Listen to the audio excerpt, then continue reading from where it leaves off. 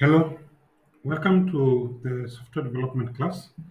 I'm sorry, I'm going to have this class for the next 2 weeks online since I'll be on leave. But nonetheless, we should be able to carry on with the class as usual. So today, I want us to look at how to set up our server environment. Then we can carry on with our movies database and implement a few elements like the tables and relationships as we had previously designed them. Now, I'm going to take a practical approach in this particular regard. So kindly just follow up with me and try as much as possible to replicate the same in your environment. It's very important that you have your server up and running so that now we can be able to carry on with this code as smoothly as possible. So remember last time I said for us to implement this kind of a system, we need to have a server running, and within the server, we need to have at least three applications. We need to have a web server. In this particular case, I said we are going to install Apache. Then, besides that, we need to have a database server, which I said I'm going to install MariaDB. And of course, we need a server-side programming language. In this particular case, I'm going to use PHP. But again, you're free to use whatever works for you. But for my case, that's the environment that I'm going to work with.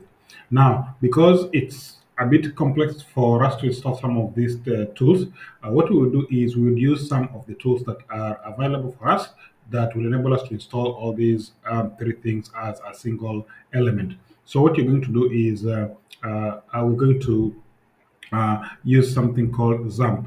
And I say XAMPP is more of it's a program that has combined all those three elements together, so it makes it a little bit easier for you in terms of setting up the server environment. Now, for you to install XAMPP, you'll simply need to go to Google. Just open Google. So you'll open Google.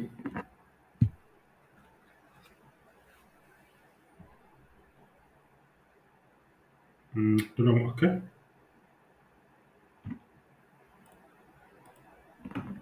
Don't know why my machine is a bit slow, but that's okay. So just open Google and type XAMPP. Then what you do, make sure you're downloading it from Apache Friends. Like you can see, the first option here is Apache Friends. Click on download XAMPP.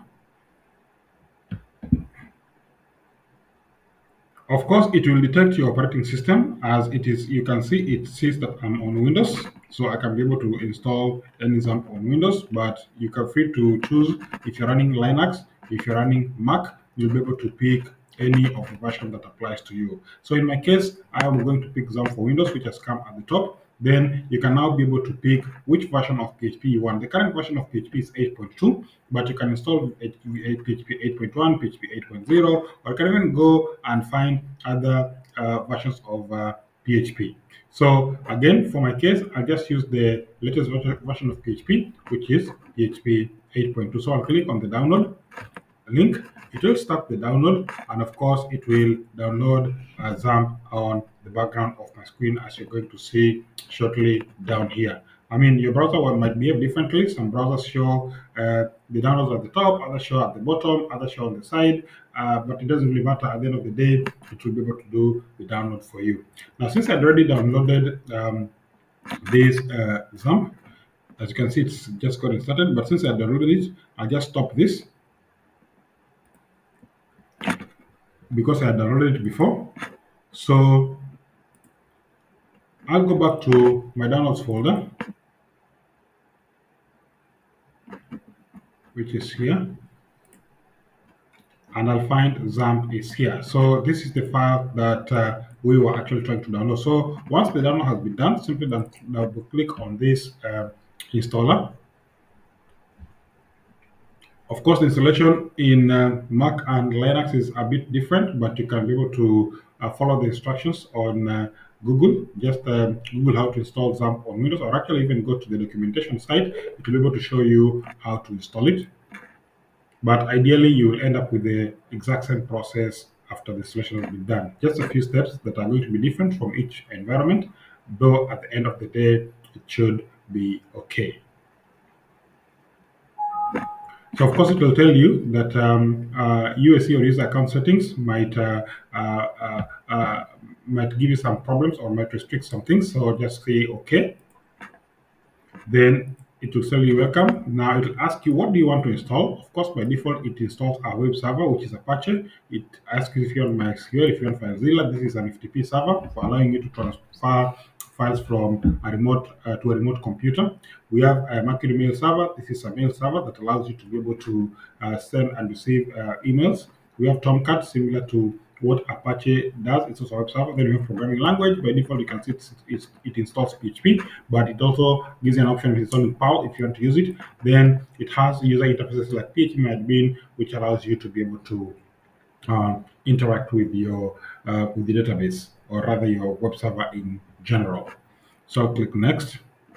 Then it'll ask you where do you want to place your server. So by default, I'll put it as CZAMP. Well, I think previously I had installed that. So what I will do is just remove that particular folder. You don't need to do this if you have never installed it, because that folder will never exist.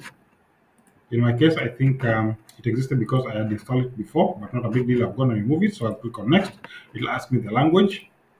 Then of course next, and it will begin installation. It might take a bit of time at this particular point, depending on the speed of your computer and also other services that are running in the background. But again, it shouldn't take longer than say 2 minutes to be able to complete this particular operation. So what we're going to do is we're going to let it finish doing the installation, then we can carry on with the next step. So kindly bear with me as it is finishing with this installation, then we can move along.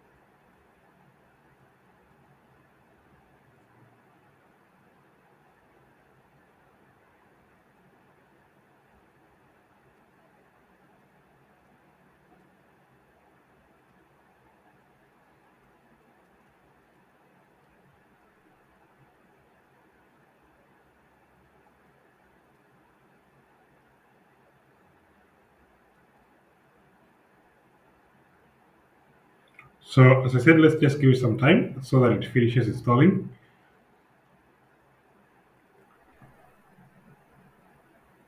I can see it's carrying on well, so maybe within the next minute or so it should be done.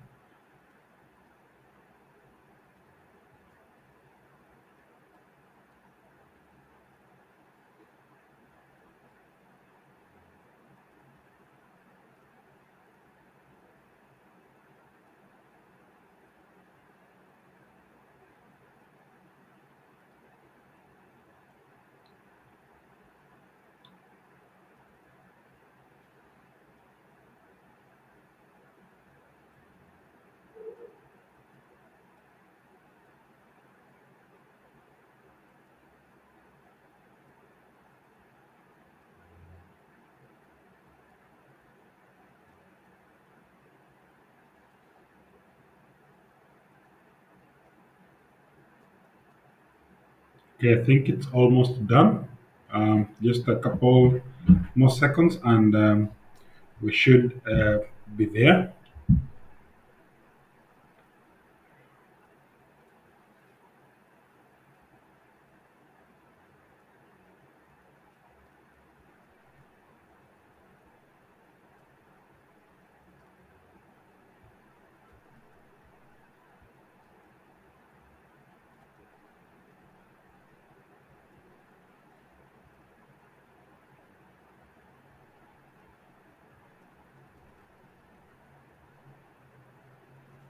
Okay, so almost done. Think just a few tidying up. here and there, and we should be good.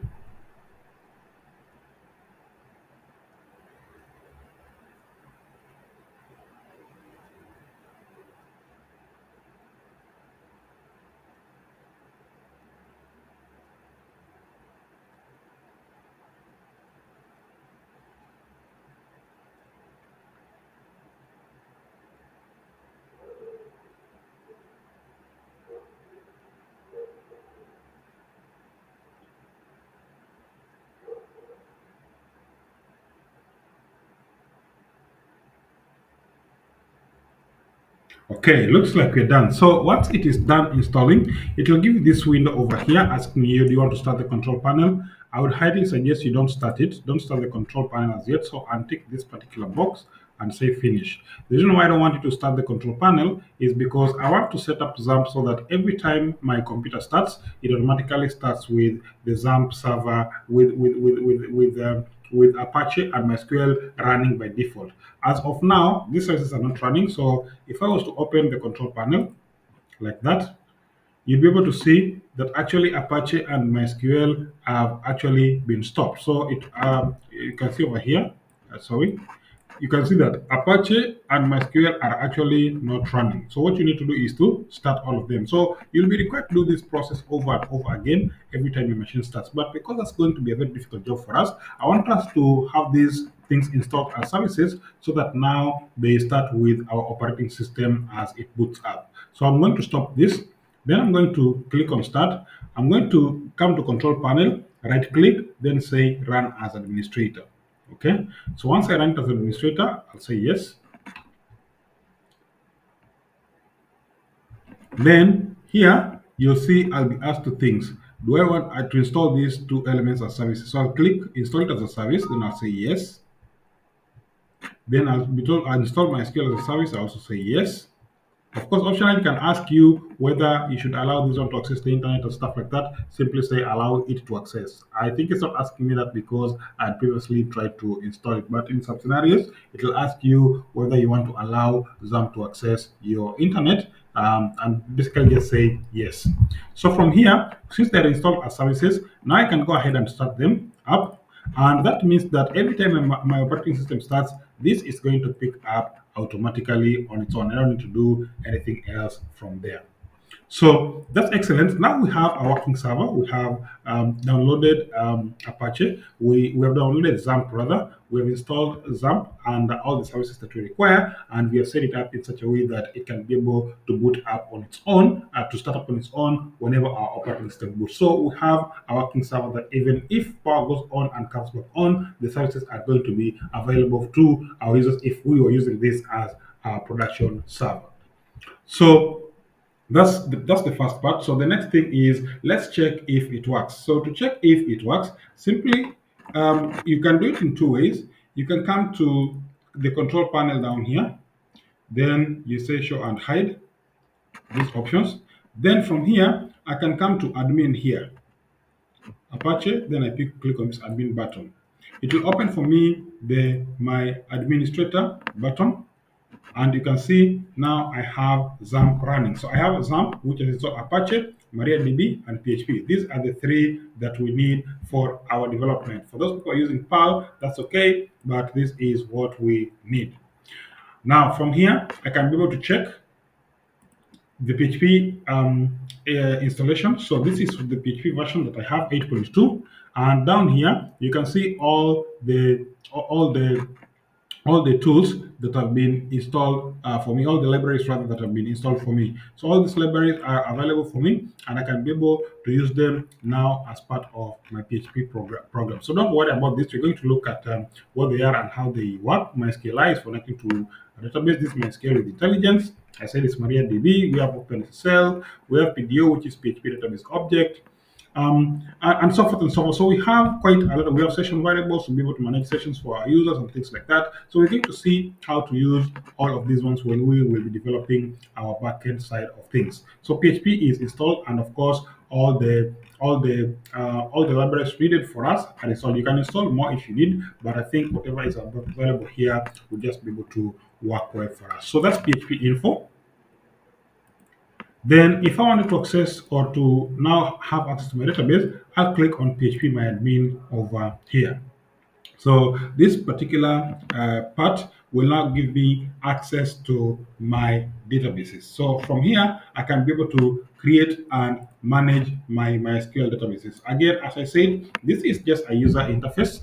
MySQL is installed as a command line element, but or MariaDB, as you can see, I'm talking about MariaDB and I'll be using the word MySQL. Kindly bear with me, they are basically the same thing as I had mentioned previously. MariaDB is the open source version, MySQL is owned by Oracle, but actually the code base is exactly the same.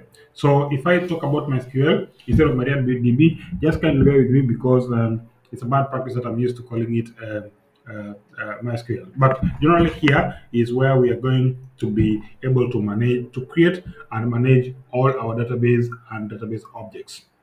So that is good. We now have our quick server. We now have a tool that we can be able to use to manage our databases. And now we can go ahead and create our database. So our database, if you remember, is called a movies database. And as such, we would create that movies database, then start adding tables. And of course, from the tables, we can go ahead and add some other elements. So let's go ahead and create that that database. So to create a database, I'll come to new here. Then I'll be asked what's the name of the database. I'll say this database called movies. Now you will notice that I'll be using lowercase for most of my uh, database or server-side elements because once you go to PHP, these things are case sensitive, and I used to have problems with camel notation because they have to be exactly at the same case. So to avoid that problem, I decided to take the approach of naming all my elements in lowercase. But you're free to use camel case if you want to. For lowercase, based on experience, works best for me because I don't need to remember which letter was capital or where do I use hyphens in object names. So I'll create the database. As you can see, the database is created over here. So once I create the database, at the moment it has nothing. So I'll just refresh. Yeah, if I could refresh it, it should. Now it's asking me for to create a table inside that database. So I want to create a table called. Remember, we said there's a table that's going to be called that's at the center of it all called movies. Or yeah, yeah, it's movies, but do we call them? What do we call them? Yeah, I think it's movies, but yeah, let me just call it movies. The database is movies. Actually, the database should be movie database. Uh, the table should be movies, but we can use movies. Movies not a big deal. So this has 4 columns by default. You can add more than that. I think it had about 8 columns. That's the table. Then I say create. Then ask me the name. This is movie ID. It is integer. It is auto increment, which means and but that makes it our primary key. So we have title. Title we said was be variable character, 15 length. We also said had the release date, and this was a date. Then we also had, besides the release date, we had release with an e. Sorry. Then besides the release date, we had languages are going to be multiple, stars are going to be multiple, runtime. We said running time would be time. So time.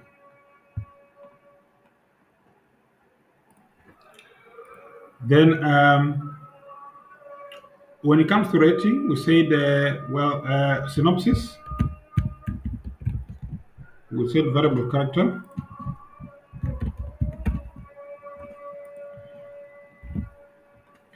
Then I then we said we have the cover or poster, which is variable character. Say varchar. Give it a length of 50. Synopsis can be 50. So let's say give it 1,000.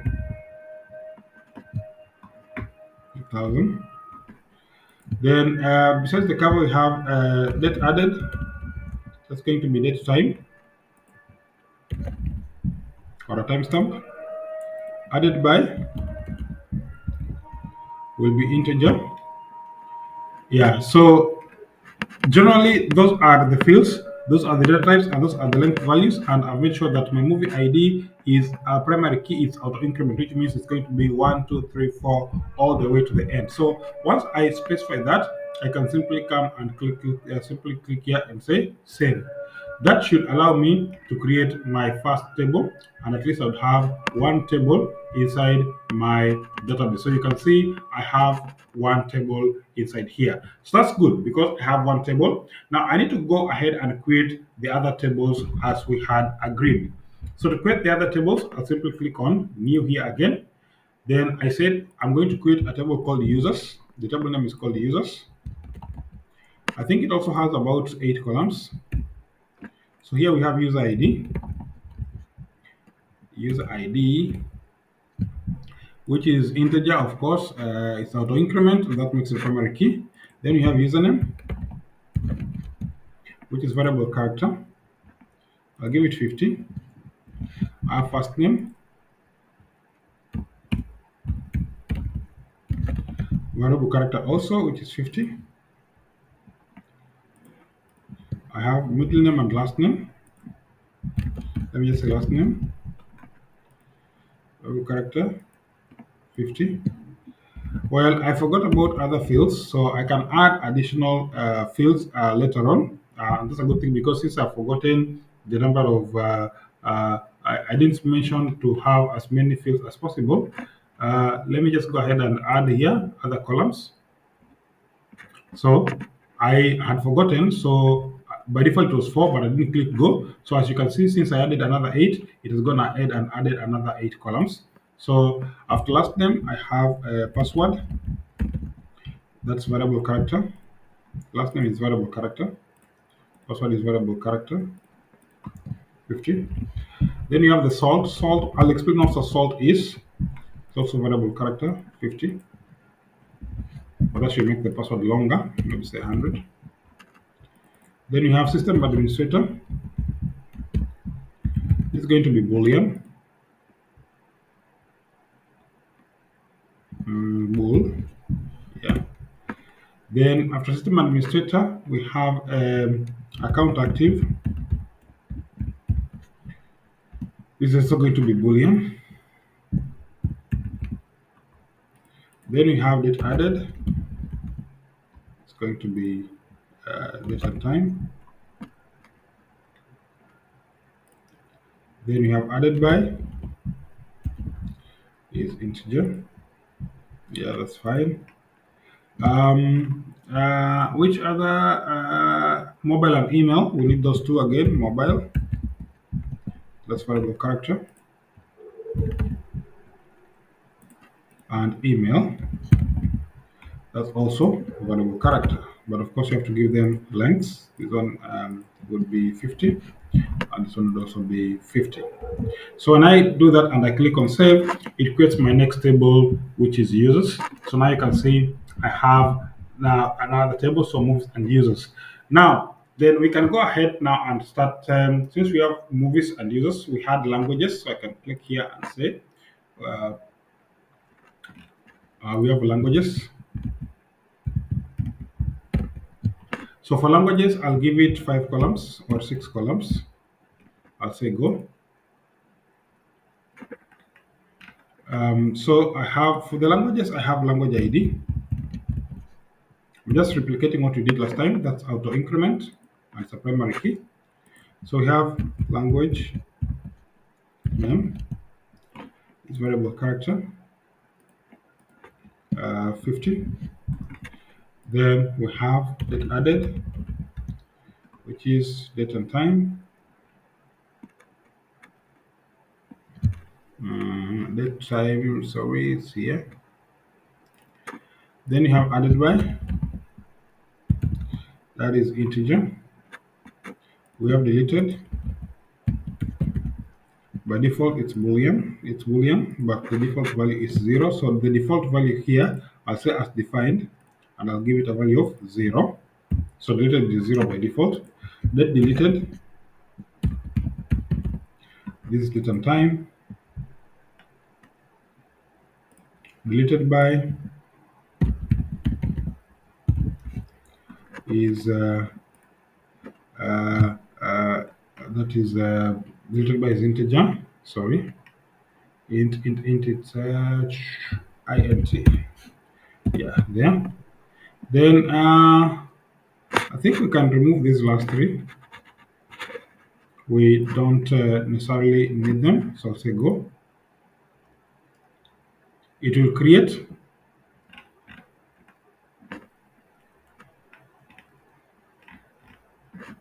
So it will create, of course, the fields that are not attached values to, it will leave them out. Okay, so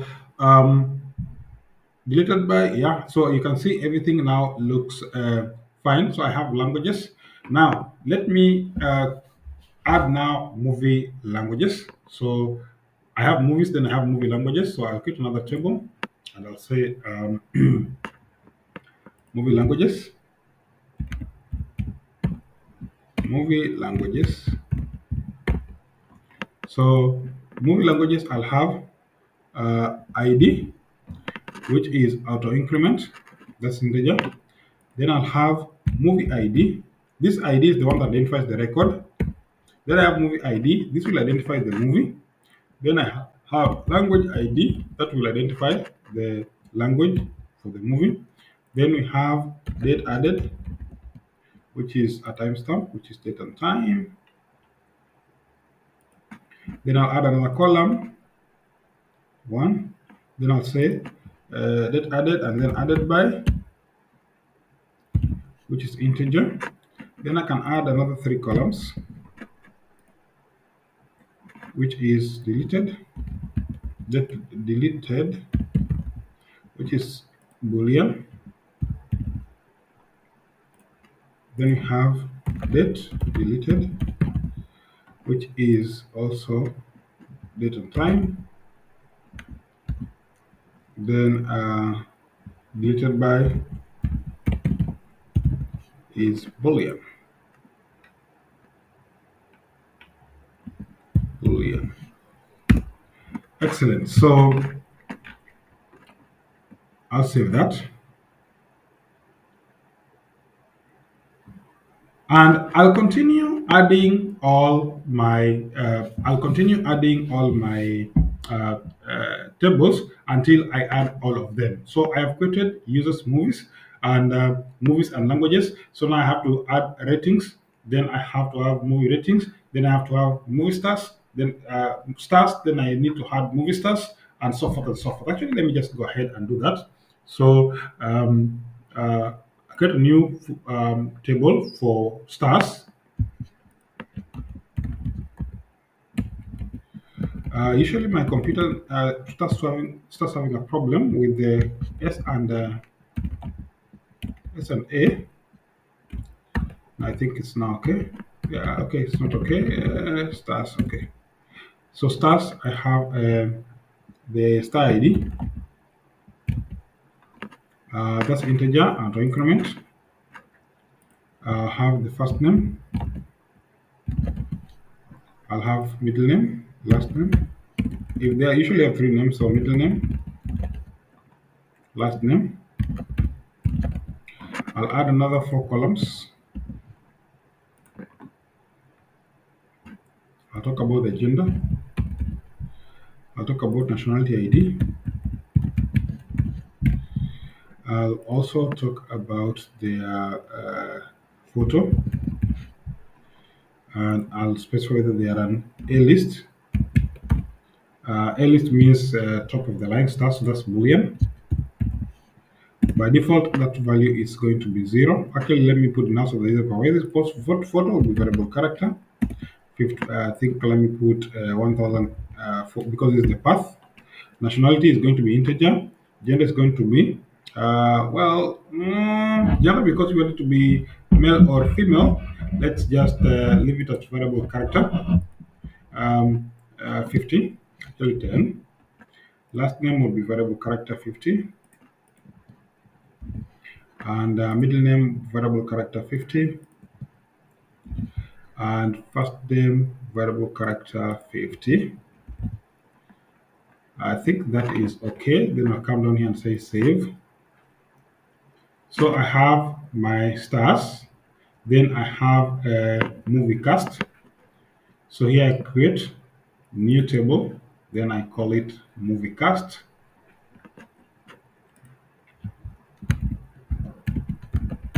Actually, before we come to movie cast, let's talk about roles. The roles that they can play in that movie. So we have the role ID. We have role name. We have date added. We have deleted. Then you can add another four columns. Say added by, that date deleted, and deleted by, deleted by. Then delete, yeah. So the role name will be variable character, 15 length. Date added will be date and time. Deleted by will be boolean. Deleted will be boolean rather, but by default it's going to be as defined, which is 0. Then added by is going to be integer. Date deleted is going to be date and time. Deleted by is integer. So that one are the rows. So now we have stars. Uh, did I spell this thing right? Sorry, save this. I didn't save this right, so I'll click on it and I'll come to the structure and I'll say I want to rename the table.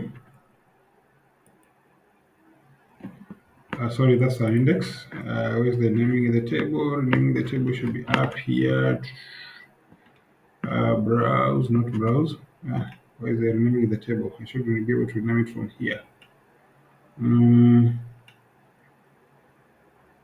This is why I don't like this UI. It's usually not a very user-friendly one while operations.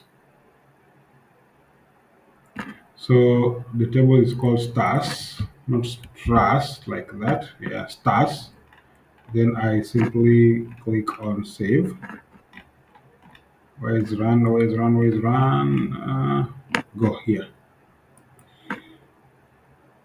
So you can see this UI is not very friendly. So actually I've renamed it. So to rename, you click on the table, then you come to operations.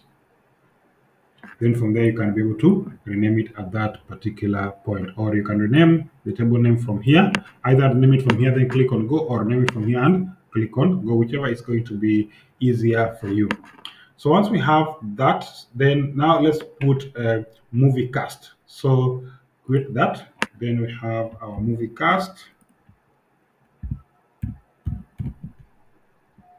Movie cast. So we'll have the cast ID.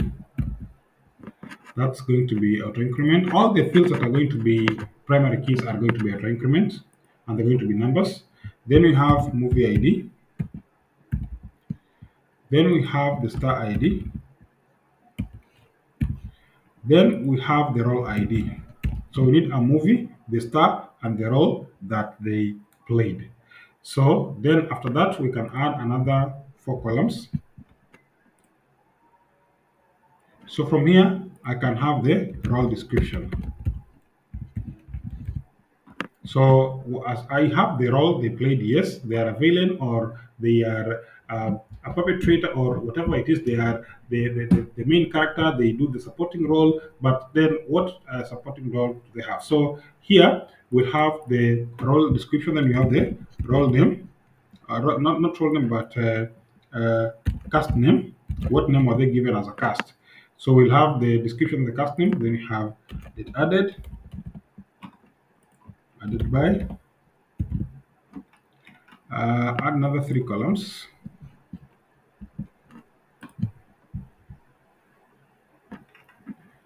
Is it deleted? The deleted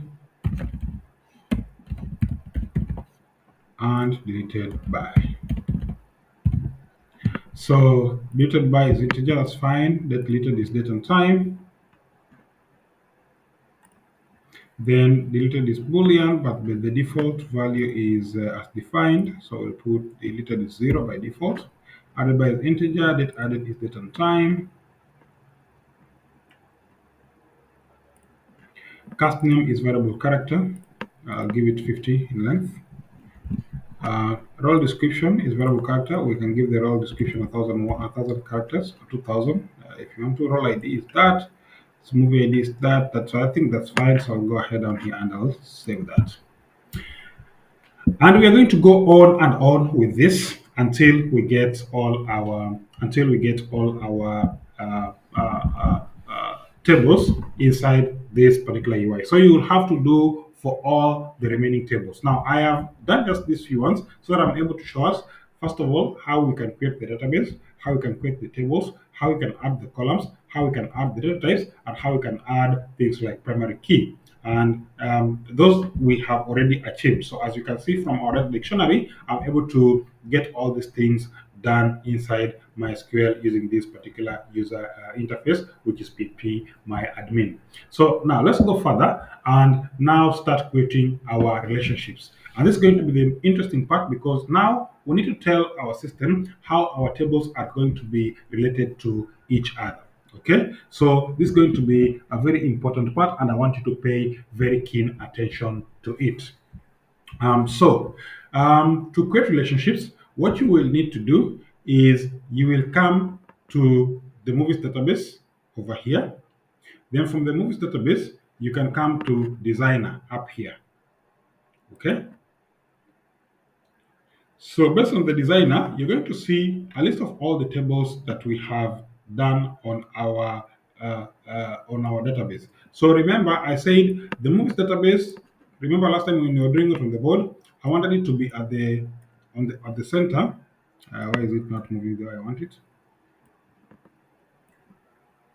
Movies. Yeah, movies is here. It's not moving the way I want it. I don't know why.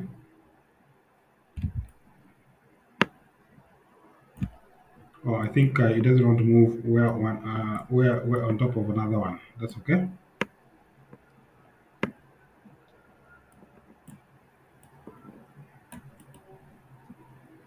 So I want to have movies at the center.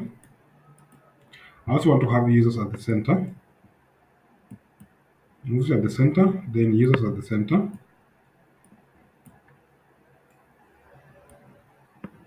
I don't know why my drag and drop is not working as it should. Ideally, should be a very smooth transition. Let me just try to move them around. Oh, my dear. Is it my mouse or what is it? I don't know if it's my mouse.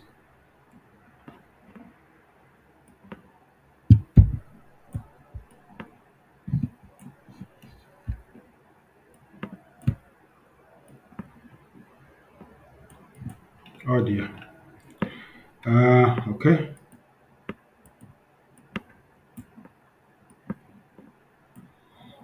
I don't know, it's giving me a headache. Usually, it shouldn't be that of a big deal. Okay.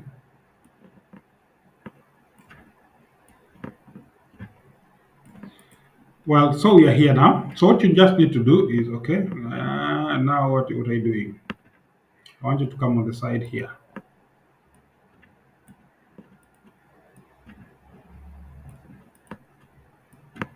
That's why I told you I don't like this tool. Sometimes it just acts up on you like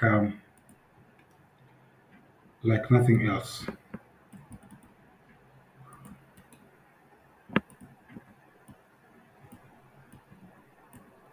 Anyway, so it's there.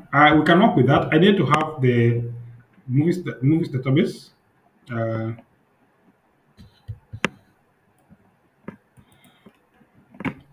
Sorry, this is going to be a problem.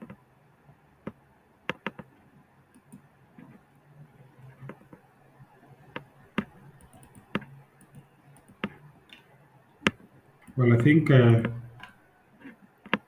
you click on it, then you move the mouse where you want to place it, then you click. Yeah, I think what you need to do is just click on a table, take the mouse where you click on a table, take the mouse where you want to take it, then click on that.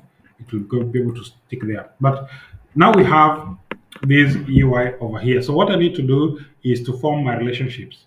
Now, if you look at added by, it will be relating to user ID most of the place. So I click on added by here.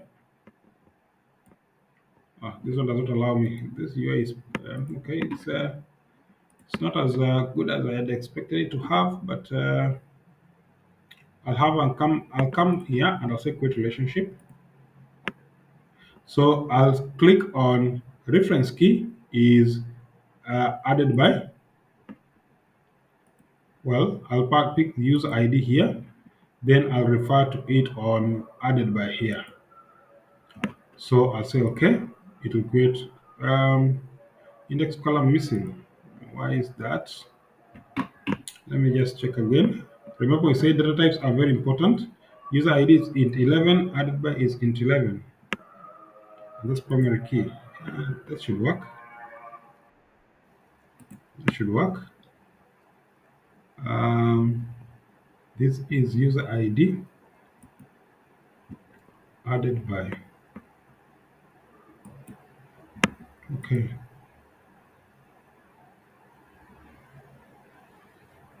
that's strange. That's strange. That's very strange. Um, and that's why I don't like using this UI. Sometimes it gives me a bit of an issue.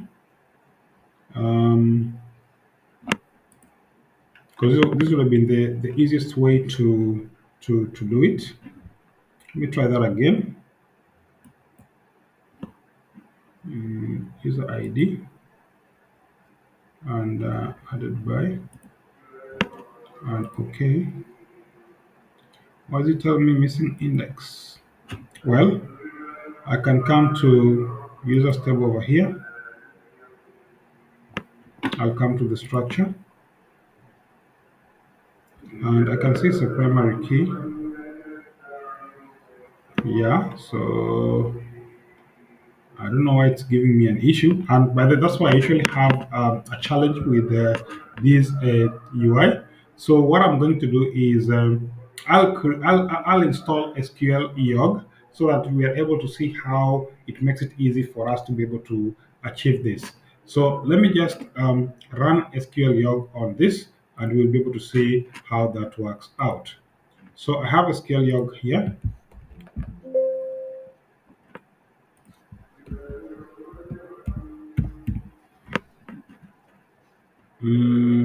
I'll pick this. I'm running a virtual machine, so basically what I'll do is I'll take this, copy it into my downloads folder. You don't need to do this particular step. I'm just demonstrating how I'll be able to access it from this virtual machine of mine. Um, so if I come to my computer, I'll have some devices installed here. Actually, it's on my computer. I don't need to go to the network. So I have my downloads here, and I have SQL log here. I think this was 64 bits, so well, sometimes it requires me to copy it locally before I actually use it. So sometimes it does not allow me to install programs from the other side. By the way, you don't need to do this process. I'm just using a virtual machine so that I'm able to demonstrate for you everything from scratch. So this looks like another operating system inside my OS. That's why I'm doing this little process. But of course, in your case, when you install these things, they are not really that much of a big deal. So I'll run this SQL log Of course, it will ask me for my license. This is Richard. The license is actually here on documents and not that, but on my computer on downloads and then SQL Yog.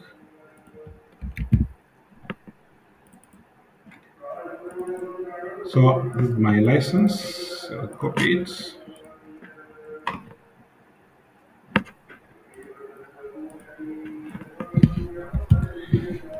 So I'll register that. So now I have this SQL log. I'll say a new connection. Well, I'll just simply say new connection. All these things are default. That's why remember I said when you're configuring my SQL, I didn't configure it for security. So the username is default, it's a blank password, and all that kind of stuff. So I'll just connect to it. And now you can see this is just a UI similar to PHP MyAdmin, but it has a more user-friendly approach because I can pick my movies database over here. Then you can see all the tables that I created are actually over there. So it's more or less the same as what we have on the other side, but I like this one more because it makes it very, very easy for me to create relationships. So you can see the issue that I was having with PHP in terms of creating my relationships. So when I come here and I click on designer and I have all my tables, which is actually okay. So moving them around becomes a bit of an issue, and dragging and dropping to create relationship is actually an issue. So for that, I will use my this SQL log because it's a tool that makes it very, very easy and convenient to perform such operations. That's why I said using the right tool is one of the best things that you could do. So for me to create relationships, I can click on this icon over here which says new schema. Then it will ask me to add tables. I can add all my tables here. They have come. And these ones are very easy to drag and drop. As you can see, I don't have an issue with dragging them and moving them around as I have with PHP admin. So these ones are very, very easy to move around. So place this one here, place this one here, have this one up here, have this one up here, and I'm good to go. So you can see this one is much, much easier and more elegant to use. I can make them slightly wider if I need to, like that, like that, maybe like that. So far I have very few tables, so not a very big deal. So I said movies and the users will be at the center. So these other ones will be moving around them like that. So now we'll simply need to say this user ID relates to this added by here. Added by is here.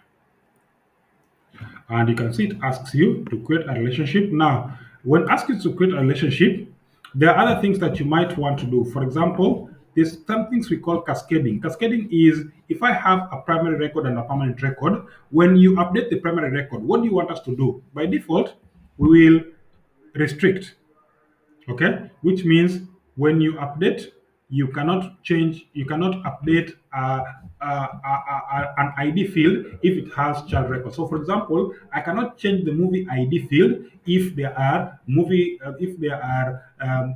roles movie cast attached to it or movie languages and so forth and so forth. So mostly we will restrict on delete and on update.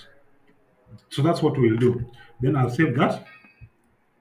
So, oh, it will ask you for the reference column. So here, using the movies table and roles table. So the reference column is added by. By the way, why is that? I think that's for the issue that I was having. Let me just check those again. I think I was having, so when it comes to users, user ID is int 11. When it comes to roles, added by, yeah, it's still int 11. Why is that an issue? Looks like there's something I didn't do right. So my PHP admin wasn't complaining for no reason, but let me just troubleshoot that. Well, there's another way of adding the relationship. So let me first of all add one so that I am able to determine what the issue really is. So I can pick my my rows table and I'll say alter. Then Now you can see I have the columns, I have indexes, and I have foreign keys. So I'll come to foreign keys over here. Then I'll say I want to take these added by column, and I want to relate to a table called users, and it should pick user ID by default because the data types are the same. Then when I click on save, it actually has added it successfully. So I don't know why it was refusing to add it on the other side. And you can see it has even given it a name. So what I've not changed is these updates and deletes. So I can restrict those ones. Yeah, because I was very sure my data types were okay. I don't know why it was actually refusing. But this is actually another way that you can be able to use to add other than just using the schema. So let me first of all add them using this UI. Then you can come back to the schema and we'll be able to see the relationships formed by themselves. So I have added rows. Now when it comes to stars, I'll pick stars again. I'll say alter.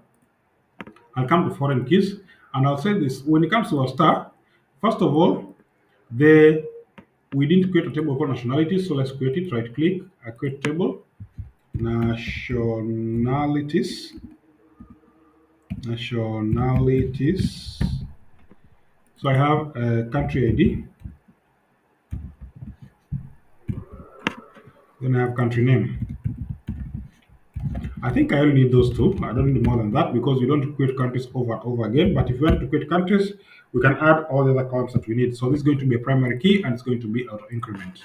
So I'll save that. So you can see this is going to be 50. This is a more elegant tool as opposed to the MySQL user interface that I was using, which is PHP admin. So either way, all of them will be able to work, but this is much nicer to use in terms of managing your objects. So I have created nationalities. So now I'll come to my movie stars. Then I'll come to foreign keys. So now when it comes to nationality ID, I have country ID. This is no, it's not a nationality, but stars. Stars, I come to foreign keys. Then I'll pick first of all the nationality ID, and I'll pick it relates to a table called countries. Is it countries or nationalities? And I'll relate to country ID. Of course, I'll also restrict updates and delete. So I can't delete a country if it is assigned to a nationality. I can't change the ID if it's assigned to a movie star. So that's what I'm trying to do over here. So I've saved that. So besides on the movie stars, besides the nationality ID, is there any other field that is supposed to be related? Yes, we have this field called added by. So for movie stars, we forgot a few fields. So I'll come to columns. I'll come and say added by, which is integer, date added, which is date and time, and say deleted, which is boolean. The default is zero. So you can see this one is a nicer interface compared to the other one. Date deleted and deleted by, which is integer. So I'll save that. Then I come back to my foreign keys and I'll pick added by comes from the user's table and automatically pick the user ID because they are all integer 11. Then I also have deleted by. So deleted by, I misspelled it, so I can come back and correct it from here. 1B. So I'll come and say deleted by, and I'll say relate to a table called users, and I'll save that. Then after stars, I'll come to roles. I think I'm done. I don't know if I'm done with roles. Roles is just added by. Then I have nationalities. I have movies. Movies has a lot of relationships. So let me come to, well, I can come to movies and say alter. So when I have movies here, um, there is the option deleted, which is boolean. Default is zero. Deleted by, deleted by, which is integer. which is the username, date deleted, which is date and time, and yeah. So we have that. So when I come to foreign keys, I'll simply come and say movie added by and deleted by. I add them separately. All this relates to a table called users, and the column user ID deleted by is also it get deleted by user ID. So I save that. Of course, you can do your cascades on updates and deletes, so you can restrict. It's a good thing because now it protects your database against accidental deletions or updates, so you don't have orphaned records. By default, by default it actually restricts. By default, it restricts. So I just like being a little bit more specific to tell it that it should actually ensure that that is actually taken care of. So then I can come to my languages alter. Then languages foreign keys I'll have added by and deleted by, and these ones are based on the users table and the users table, and I'll save that. As I said, the default is restrict on both of them. That's the default. Only that I sometimes like being a bit more specific. Then movie languages, I'll also say alter, and I'll come and foreign keys that is added by. Now, I have the movie ID, I have the language ID, I have added by, and I have deleted by.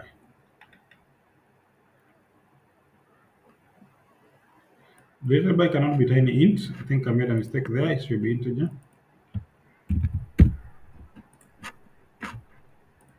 So deleted by.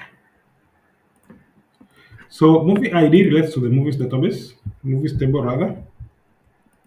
Language ID relates to the languages table, and you can see it just picks automatically. Then I have added by relates to the users table, and of course deleted by relates to the users table, like that. And I save that, and everything works fine. Movie cast, I also need to alter this. Come to my foreign keys and pick, well, that's strange.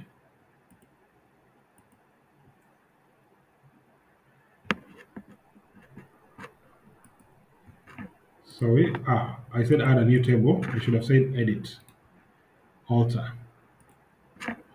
Yeah, so when it comes to movie cast, I'll pick the movie ID, I'll pick the star, I'll pick the role. I'll pick when it was added, who added it rather, not when, but who added it, and who deleted it if there is a deletion. So movie ID will relate to the movies table. Star ID will relate to the stars table. Role ID will relate to the roles table. Added by will relate to the users table. And of course, deleted by will relate to the users table also. So as you can see, I am now done creating my relationship. So for the tables that I have over here, I have created all the relationships. Now, what would happen if I can close all these windows. There'll be too many for no reason.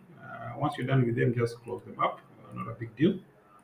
So once I'm done with them, I can come to now my designer over here, and when I click on add tables and I add all of them, you'll be able to see that all the relationships are now there. So if I take my movie and place it at the center, and I take my users and place it at the center, then now I just connect all these other ones. Uh, Let me have them like this so that they look nicer. I know it looks jumbled up, uh, but it's jumbled up for a good reason, so that's okay. That is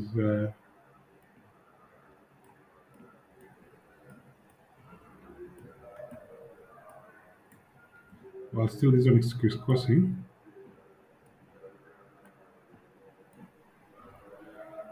I know they'll crisscross because there are more than one relationship for several other tables.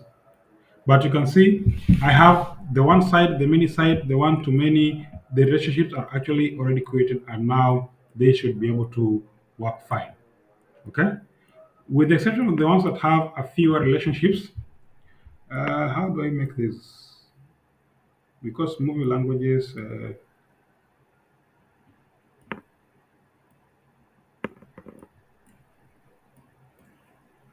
I want to make it in such a way that you don't see the lines crossing, but that's not a big deal. Uh, that's not a big deal.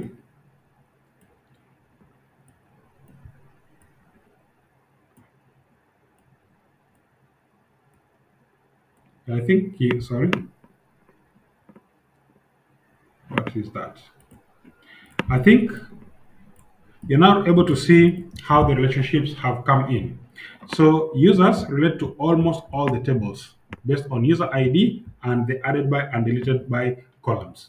So this is what we are referring to as our ERD, and I was saying this is what you will need. This is what you drew on paper, and this is how we have implemented it using MySQL. Okay. Now it's just that I've used a different tool. I've used what we call SQL Yog. You can use PHP admin. And again, as I said, these free tools sometimes become a little bit of a nightmare to work with sometimes. But again, if that works for you, then be my guest. So I think that is quite a bit of a primer on what I need you to do. So I will need you to create the remaining tables as far as our database was concerned. Then create all the data types and create all the relationships that are remaining. Then from there, we can go ahead further next time and look at how we can be able to now start writing things like stored procedures and functions to enhance the functionality of our database before we further move to the PHP side, which now interacts with our database for purposes of creating REST APIs, which we will further use inside our web-based application. Now, as I've told you, I'll be on leave for this week and next week. You'll kindly bear with me. So we are just going to make sure that we have these classes online so that we are able to finish whatever tasks that we were left that we had assigned ourselves to do. Now, I spoken to the class rep yesterday. He tells me that he had tried sharing the repo. I have not seen any repo on my emails yet. Kindly just try and share it again. And if that is not the case, since it was just a single document, you can share it with me via my email directly so that I can be able to add your marks for it. So I think I'll take a break at this particular time. And in case there are any questions, you can reach me out. I don't know if you have a WhatsApp group. You can be able to add me on that particular WhatsApp group so that I can now be able to come in and address any issues that might be arising while I am away. I think I'll take a break at this point. Kindly enjoy and make sure that you finish that particular assignment and submit it before the next class. As I had said, attendance is awarded and work done is also awarded. It's only that I'm not going to be there for this week, so maybe some of you might get away with it. But nonetheless, make sure that the assignment is done and you share it on the repo. Okay. Now, again, how do I make sure that this one is shared on the repo? If I'm using a tool like, either tool that I use, whether I use SQL York or I decide to use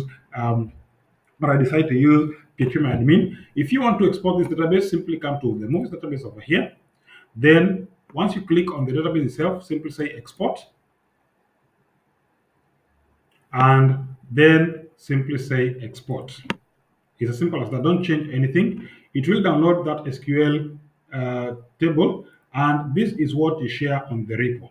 Okay. So whatever is downloaded down here is what you share on the repo. I can be able to pick it, run it on my end, and check that you've actually done everything else. So kindly make sure you do that. As I've said, click on the database name, then come to the export tab, then click on export down here.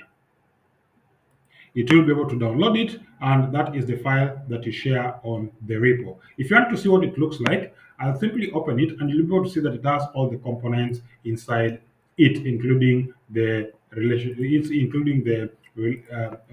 So when I open it like that, you'll be able to see it has a list or it has a statement that tells me exactly all the table names, and all the keys that have been used that have been used to form the relationships and so on and so. So if I run this on my end, I should be able to replicate your database and see if you've done everything correctly. So this is what you share on your repo. So let's take a break at that. Then we'll be able to connect next time. Thank you very much.